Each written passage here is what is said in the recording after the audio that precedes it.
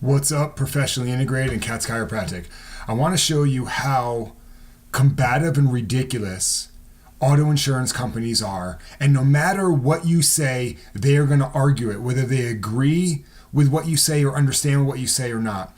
Recently, I had a auto insurance company do a deposition on me, and the lawyer seemed to not really understand what the imaging meant or showed. So they then sent a letter that says this: we want to get all the stuff from me, from Dr. Katz, so we can have a radiologist review them and provide a rebuttal opinion.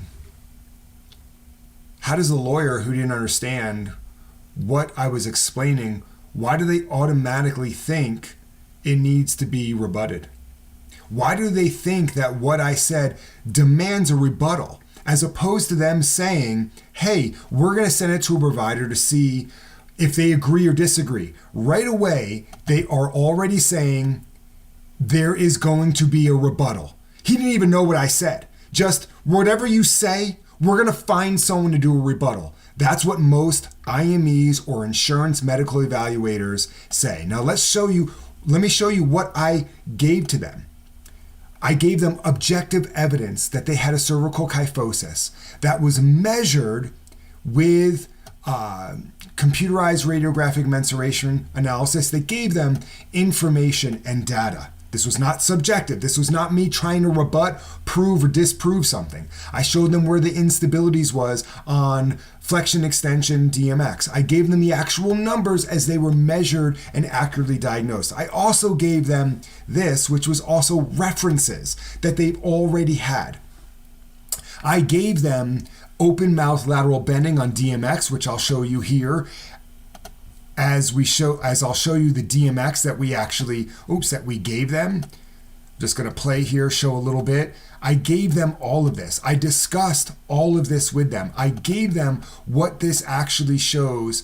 So on and so forth. Sorry, my computer just froze there for a sec. I gave them the DMX to show them upper cervical instability. Furthermore, I also gave them information from this article that I authored, showing them how we came up with instability. So I informed them, I showed them, I educated them on the research with objective findings, with clinical data, with clinical guidelines. But right away, what do they say? They say, hey, send us more information so we can find someone not to evaluate the imaging to see if this person is or is not hurt, but we are going to find someone to give a rebuttal. How do you know it needs a rebuttal? This is what auto insurance companies do to treating providers. No matter what we say, they will find someone to perform a rebuttal. We could say that it's white, they're going to argue and find someone that says we should have said it was black. If we said it was black, they're going to find someone to form a rebuttal that says it's white. This is what auto insurance and insurance companies routinely do to patients and to treating providers, where I just tried to give objective data, see if it linked to her mechanism of injury, see if it linked to her symptoms, and what does it mean in the clinical research. And of course, they're going to find someone to give a rebuttal.